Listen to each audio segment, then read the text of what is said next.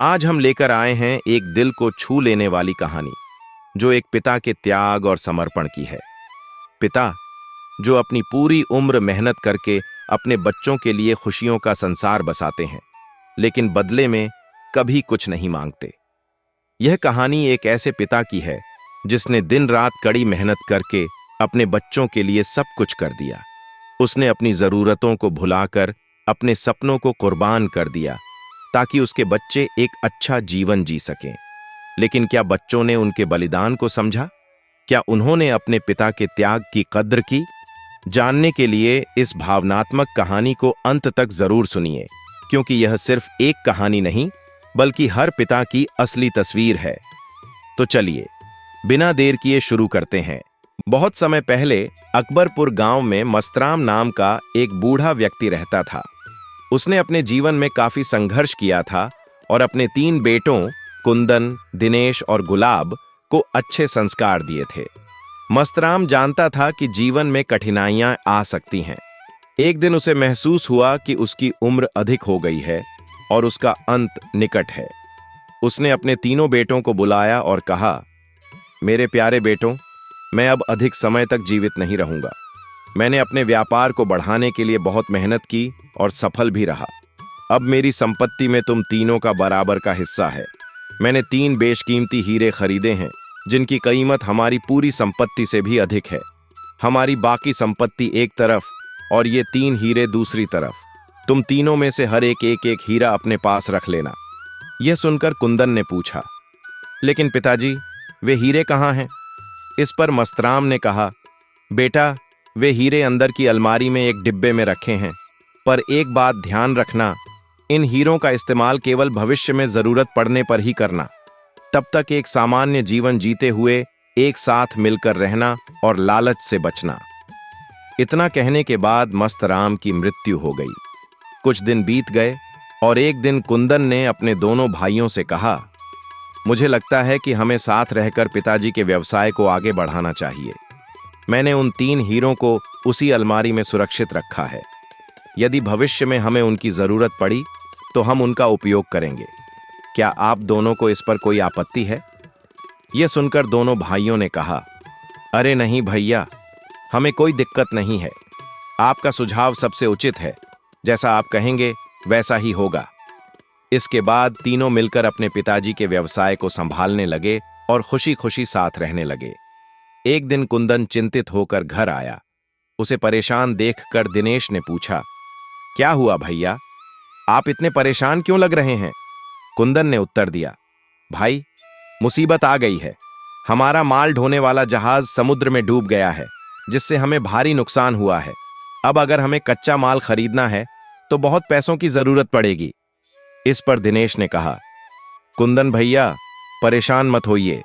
ऐसी मुश्किल के लिए ही तो हमारे पास हीरे हैं। हम उन्हें निवेश के रूप में इस्तेमाल कर सकते हैं। फिर उसने गुलाब से पूछा, तुम क्या सोचते हो गुलाब? गुलाब ने सहमति जताते हुए कहा, हाँ भैया, हमारे पास हीरे हैं तो घबराने की जरूरत ही क्या है। हम उनका उपयोग कर सकते हैं। दिनेश ने कहा, तुम दोनों सही कह रहे हो। रुको, मैं उन हीरों को लेकर आता हूं। यह सुनकर सभी हैरान रह गए। कुंदन ने कहा, हम तीनों के अलावा किसी को भी हीरों के बारे में पता नहीं था। इस पर गुलाब ने जवाब दिया, भैया, क्या आप हम दोनों पर शक कर रहे हैं? कुंदन ने कहा, मुझे समझ नहीं आ रहा कि गलती कहां हुई। चोर हम तीनों में से ही एक है, लेकिन हम एक दूसरे पर सीधे तौर पर आरोप नहीं लगा सकते। फिर उसने कहा, मेरे पास इस समस्या को सुलझाने का एक उपाय है। गुलाब ने उत्सुकता से पूछा, कैसा उपाय? कुंदन ने कहा, जो भी दोषी है वह कल सुबह तक उसे इस डिब्बे में वापस रख दे। इस पर दोनों भाइयों ने सहमति जताई और बोले, ठीक है, लेकिन अगर हीरा हम तीनों में से किसी ने नहीं लिया होगा तो हम क्या करेंगे? दिनेश ने कहा, अगर ऐसा हुआ तो हम राजा के पास जाएंगे। हम कल का इंतजार करते हैं। यदि हीरा नहीं मिला तो हम सब लोग राजा के पास जाएंगे। अब तुम सब जाकर सो जाओ। तीनों भाइयों को अभी उम्मीद थी कि तीसरा हीरा जरूर मिल जाएगा। वे हीरे के मिलने की आस में सोने चले गए। अगले दिन कुंदन ने जाकर डिब्बा खोला, पर उसमें अभी केवल 2 ही हीरे थे। यह देख कुंदन बोला, अरे, इसमें तो अभी भी 2 ही हीरे हैं। इसका मतलब है कि गुनहगार अपना गुनाह कबूल नहीं कर रहा है। दिनेश ने पूछा, अब हम क्या करें भैया? कुंदन ने कहा, अब हमें राजा के पास जाना होगा और अपनी समस्या उनके सामने रखनी होगी। दिनेश बोला, ठीक है भाइयों, चलो राजा के पास चलते हैं। तीनों भाइयों को एक दूसरे पर संदेह था, लेकिन उन्होंने अपने संदेह को एक दूसरे के सामने प्रकट नहीं किया। वे राजा के दरबार की ओर रवाना हुए और राजा अग्रसेन के सामने अपनी समस्या रखी। राजा अग्रसेन ने उनकी बात ध्यान से सुनी और कहा, मैं आपकी समस्या समझ गया हूं। आप तीनों सगे भाई हो और आपके अलावा इस बारे में और किसी को नहीं पता है। यह स्थिति वाकई जटिल है। मुझे जांच के लिए थोड़ा समय चाहिए। जब दोषी का पता चल जाएगा तो मैं आपको सूचित कर दूंगा। तब तक आप लोग धैर्य से इंतजार कीजिए, मैं जल्द ही निर्णय लूंगा। यह सुनकर कुंदन बोला, धन्यवाद महाराज, हम आपके संदेश का इंतजार करेंगे। इतना कहकर तीनों दरबार से बाहर निकल गए। राजा के मंत्री को इस समस्या का समाधान करने का एक उपाय सूझा। उन्होंने कुछ सोचकर राजा अग्रसेन से कहा, महाराज, चोर कौन हो सकता है? क्या उनके घर में कोई बाहर से आया होगा? राजा बोले, मंत्री जी, इस बारे में आप क्या सोचते हैं? अपनी राय बताइए। मंत्री ने उत्तर दिया, महाराज, मुझे उनके घर जाने की अनुमति दीजिए। वहां जाकर मैं समझ पाऊंगा कि असल में क्या हुआ था और समस्या कहां से उत्पन्न हुई। राजा बोले, बिल्कुल, आप उनके घर जाइए, इससे मुझे बहुत मदद मिलेगी। मंत्री ने आज्ञा का पालन करते हुए कहा, जो आज्ञा महाराज, मैं तुरंत उनके घर जाकर उनसे मिलता हूं। फिर मंत्री जी उन तीनों भाइयों के घर पहुंचे। मंत्री को घर में आया देख तीनों भाई चौंक गए, लेकिन उन्होंने अपने आश्चर्य को छुपाते हुए विनम्रता से उनका स्वागत किया। कुछ देर बाद सबसे बड़े भाई कुंदन ने मंत्री जी से पूछा, मंत्री जी, आपके यहां आने का क्या कारण है? मंत्री बोले, महाराज की आज्ञा से मैं आप तीनों से कुछ पूछताछ करने आया हूं, लेकिन फिलहाल मुझे बहुत भूख लगी है। क्या आप मेरे लिए भोजन की व्यवस्था कर सकते हैं? यह सुनकर दिनेश बोला, बिल्कुल महोदय, आप आराम कीजिए, हम अभी भोजन का इंतजाम करते हैं। फिर तीनों भाइयों ने स्वादिष्ट भोजन का प्रबंध किया और मंत्री जी ने बड़े मजे से उस भोजन का आनंद लिया। तीनों भाई बड़े उत्साह के साथ सोच रहे थे कि मंत्री जी क्या कहने वाले हैं। थोड़ी देर बाद मंत्री जी ने भोजन की तारीफ करते हुए कहा, स्वादिष्ट भोजन के लिए धन्यवाद। इससे पहले कि मैं अपनी जांच शुरू करूं, मैं आप सबको एक कहानी सुनाना चाहता हूं। ध्यान से सुनिए। मंत्री जी के यह कहते ही तीनों भाई हैरानी में पड़ गए। वे समझ नहीं पा रहे थे कि मंत्री जी का इरादा क्या है, क्योंकि वे तो समस्या की जांच करने आए थे और अब कहानी सुनाने की बात कर रहे थे। फिर तीनों भाई ध्यान से कहानी सुनने लगे और मंत्री जी ने कहानी शुरू की। मंत्री जी ने कहा, यह बहुत समय पहले की बात है। केशवराज नाम का एक राजा था, जिसकी एक बेटी थी, सुहासिनी।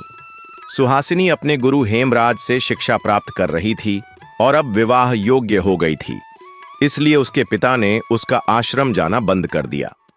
एक दिन सुहासिनी अपने गुरु से मिलने गई और बोली, प्रणाम गुरुदेव, आपने इतने वर्षों तक मुझे जो शिक्षा दी है उसके लिए मैं आभारी हूं। इस बक्से में कुछ कपड़े और कीमती सामान है, इसे गुरु दक्षिणा के रूप में स्वीकार करें और मुझे आशीर्वाद दें। यह सुनकर गुरु बोले, सुहासिनी, इन उपहारों को अपने पास रखो, मैं इन्हें स्वीकार नहीं कर सकता। मेरी एक इच्छा है, अगर तुम उसे पूरा कर सकती हो तो बताओ। सुहासिनी ने कहा, गुरु की इच्छा पूरी करना मेरा कर्तव्य है, बताइए गुरुदेव। गुरु ने कहा, तुम्हारे विवाह के बाद पहली रात को ही गहनों से सजी धजी अकेले मेरे आश्रम में आना होगा। क्या तुम ऐसा कर सकती हो? गुरु की इच्छा सुनकर सुहासिनी को बहुत आश्चर्य हुआ, लेकिन उसने वचन दिया था, इसलिए वह सहमत हो गई। उसने कहा, गुरुजी, आपकी बात सुनकर मुझे थोड़ी उलझन हुई है, लेकिन मैं अपने वचन पर कायम रहूंगी और आपकी इच्छा पूरी करूंगी। अब मुझे जाने की आज्ञा दीजिए। गुरु ने मुस्कुराते हुए कहा, सुहासिनी, अब तुम जा सकती हो। कुछ महीनों बाद सुहासिनी का विवाह नालंदा के राजा देवकी नंदन से हो गया। विवाह की रात सुहासिनी ने अपने पति को गुरु की इच्छा के बारे में बताया। उसकी बातें सुनकर देवकी नंदन ने कहा, सुहासिनी, गुरु भगवान के समान होते हैं। मुझे विश्वास है कि उनकी इच्छा के पीछे कोई कारण अवश्य होगा। तुम निश्चिंत होकर जाओ और उनसे मिलो। सुहासिनी बोली, आप जैसा समझदार पति पाकर मैं धन्य हो गई। आपने बिना किसी शंका के मुझे जाने की अनुमति दी। मैं अपने गुरु जी से मिलने जाऊंगी और उनके प्रति अपना वचन पूरा करूंगी। यही मेरी गुरु दक्षिणा है। इसके बाद सुहासिनी ने खुद को गहनों से सजाया और पति की आज्ञा लेकर गुरु से मिलने निकल पड़ी।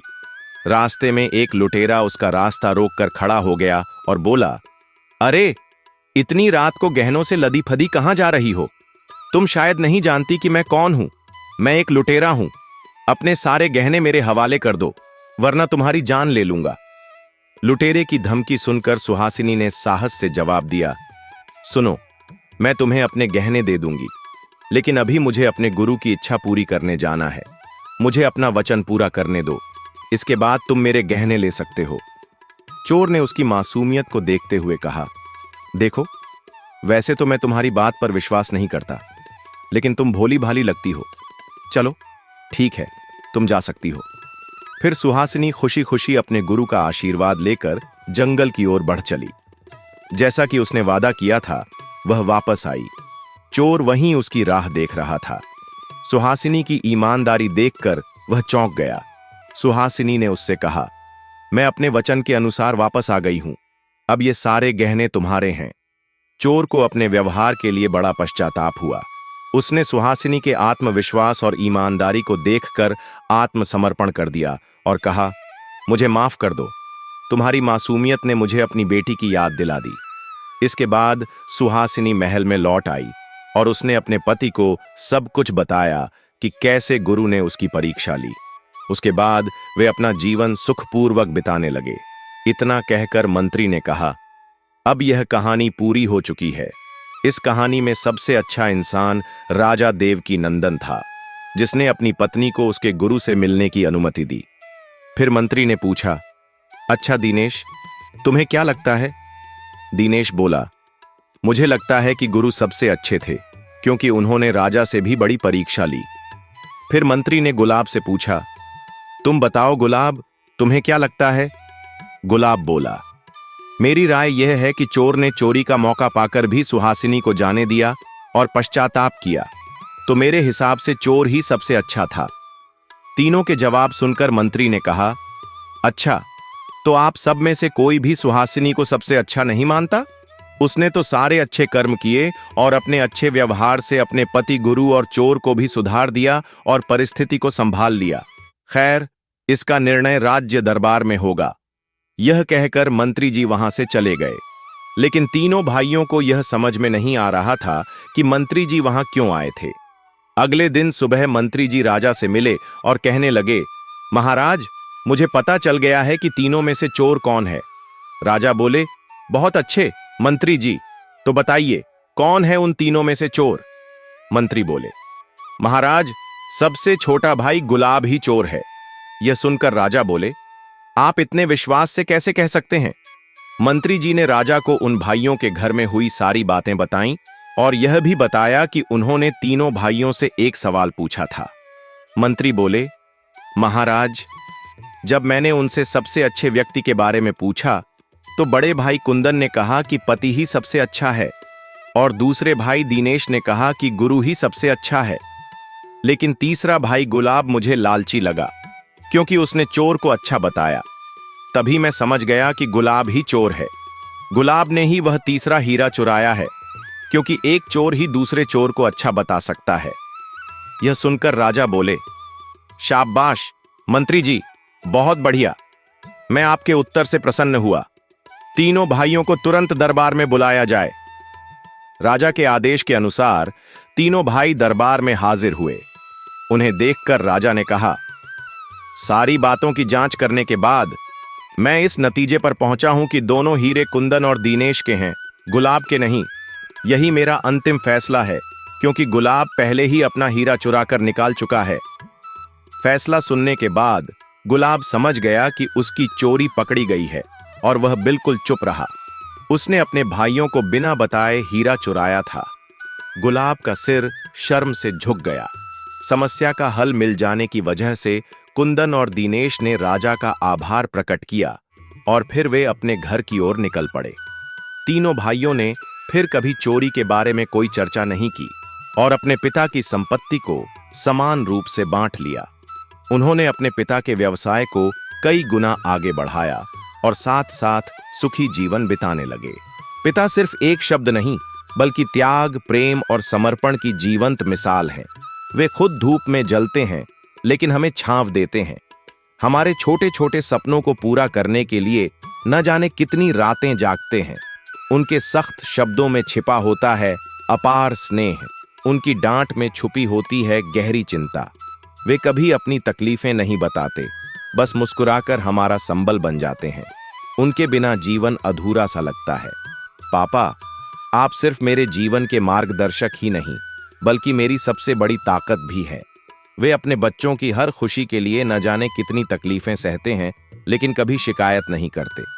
उनकी मजबूत बाहें हमारी सुरक्षा की ढाल होती हैं और उनकी सख्ती के पीछे छिपा होता है अनंत स्नेह। वे हमें गिरने नहीं देते, बल्कि हर बार उठकर आगे बढ़ने की हिम्मत देते हैं। बचपन में उंगली पकड़कर चलना सिखाने वाले पिता ही बड़े होने पर हमें आत्मनिर्भर बनाते हैं। वे खुद कठिनाइयों से लड़ते हैं, लेकिन हमें कभी कमजोर नहीं होने देते। उनकी आंखों में हमारे लिए हजारों सपने होते हैं, जिन्हें पूरा करने के लिए वे हर संभव प्रयास करते हैं। पिता के बिना जीवन अधूरा सा लगता है। वे हमारी प्रेरणा, हमारा संबल और हमारी शक्ति हैं। चाहे कितनी भी उम्र हो जाए, उनका हाथ सिर पर होना ही सुकून देता है। पापा, आप मेरी दुनिया हो, मेरी सबसे बड़ी ताकत। आपके बिना सब अधूरा है, आपके साथ सब पूरा है। आपसे ही मेरा अस्तित्व है। जीवन में सफलता सिर्फ बड़ी बड़ी उपलब्धियों से नहीं मिलती, बल्कि हर छोटे छोटे अच्छे काम से भी मिलती है। जब आप किसी भूखे को खाना खिलाते हैं, किसी जरूरतमंद की मदद करते हैं या किसी पशु पक्षी का ख्याल रखते हैं, तो आप सिर्फ उनका नहीं, बल्कि खुद का भी जीवन संवार रहे होते हैं। इसलिए आगे बढ़िए, अच्छा करिए और इस दुनिया को थोड़ा और खूबसूरत बनाइए। याद रखिए, जो प्रेम और करुणा आप दूसरों को देंगे, वही कई गुना होकर आपके पास लौटेगा। जल्द ही हम फिर मिलेंगे एक नई, दिल को छू लेने वाली कहानी के साथ।